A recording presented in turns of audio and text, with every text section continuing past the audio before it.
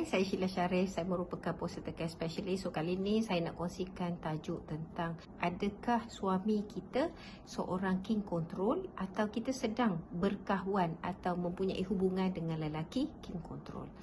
Okey, kenapa Kak Sheila kongsikan tajuk begini? Kerana dalam bidang postnatal care kami berhadapan dengan lelaki atau suami king control terhadap isterinya. Walaupun isterinya mempunyai kemampuan untuk membayar servis postnatal care, tapi mereka terpaksa akur dengan keputusan suami yang mahukan kononnya terbaik untuk isteri.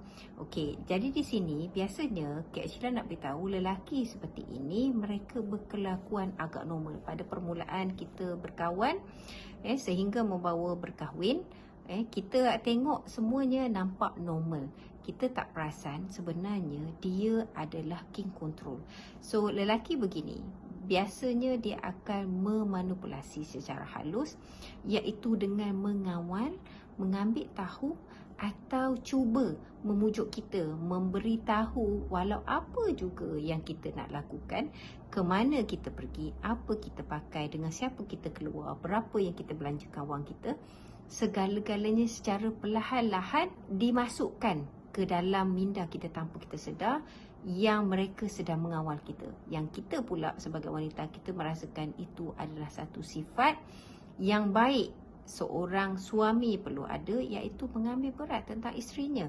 Betul, dalam agama Islam mengajar untuk kita patuh kepada suami. Tapi jika kita diizinkan bekerja, kita berhak untuk membuat keputusan atas apa yang perlu kita belanjakan wang kita. Okey, jadi biasanya lelaki begini agak susah berkompromi dengan kita. Contoh, kalau kita nak mendapatkan keputusan, biasanya kita terpaksa menunggu dia untuk memberi kebenaran, dan kita terpaksa merujuk atau kita terpaksa memberitahu apakah kebaikan kepada kita dan adakah dia terlibat dan sebagainya. Banyak perkara yang perlu kita terangkan kepada dia untuk difahamkan, dan akhirnya barulah dia benarkan kita membuat keputusan sama ada boleh atau tidak atau sebagainya. Biasanya kadang-kadang banyak keputusan kita rasa kita terpaksa ikut sahaja apa yang baik bagi kita. Tapi sebenarnya kita telah dikawal. Okay, jadi lelaki begini sebenarnya menunjukkan kuasa dia bila dia dah memiliki kita. Kita sebagai wanita, kadang-kadang kita berasakan kita seorang educated. Kita boleh buat keputusan, kita ada kuasa atas diri kita.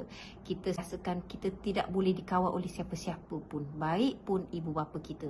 Tapi kadang-kadang lelaki begini, dia mempunyai kepandaian, iaitu dengan cara memujuk secara halus atau menunjukkan sifat ambil beratnya secara halus. Yang kita rasakan perkara tu normal, tapi bila kita berkahwin, sebenarnya kita dah terjebak dengan seorang lelaki bersifat king control atau lelaki yang mengawal sepenuhnya atas pergerakan kita. Jadi lelaki seperti ini sebenarnya akan membuat keputusan bagi pihak kita, kadang-kadang menyakitkan hati kita atau boleh membawa kepada keganasan fizikal. Jadi Kak Sheila, contohnya dalam bidang postnatal care, kita berhadapan dengan lelaki-lelaki seperti ini. Tapi ramai wanita salah faham. Dia ingat wanita sifat yang pasif atau lemah lembut, atau kita tengok dia macam mudah dikawal. Tapi sebenarnya lelaki begini, mereka tak berapa tertarik dengan wanita yang begitu. Mereka suka kepada wanita yang sangat berdikari, contohnya mempunyai pekerjaan yang baik, sukses dalam pekerjaan mereka, contohnya wanita yang bersosial, suka berkawan atau bebas. Jadi lelaki begini sebenarnya tertarik dengan wanita-wanita seperti ini, dan kita merasakan itulah seorang lelaki yang kita rasa boleh mengawal kita atau membantu kita buat keputusan. Tapi bila kita berkahwin, baru kita perasan kadang-kadang keputusan dia banyak kita tak suka daripada kita suka. Contoh dalam bidang postnatal care Kak Sheila, kita perlukan keputusan yang cepat. Dia buat survey daripada, contohnya daripada awal 5 bulan kehamilan, dan dia perlu memberi keputusan awal atau perlu memilih package apa yang sesuai dia ambil semasa dia berbantang nanti. Tapi kita sebagai postnatal care service provider, kita tunggu bilakah keputusan yang sesuai. Jadi wanita ni terpaksa merujuk dengan suami buat keputusan yang lambat.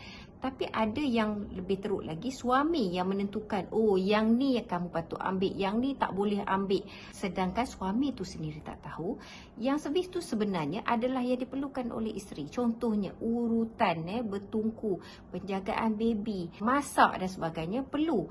Tapi yang suami kata, oh tak perlu, yang ni saya boleh panggil mak saya. Sedangkan kita dalam perbantan ni, kita rasa tak selesa jika ada ibu mertua dengan kita, sebab kita rasa susah untuk kita minta tolong.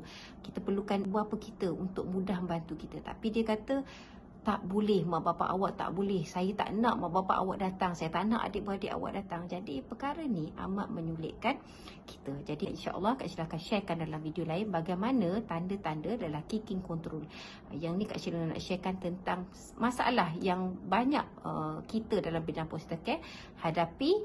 Tapi sebenarnya wanita yang ada di luar sana, dia tak perasan sebenarnya dia berkahwin dengan seorang lelaki king control. Okey, so boleh sharekan dekat ruang komen jika anda ada experience macam tu, boleh luahkan pada Kak Sheila. InsyaAllah kita akan kongsikan lagi, okey?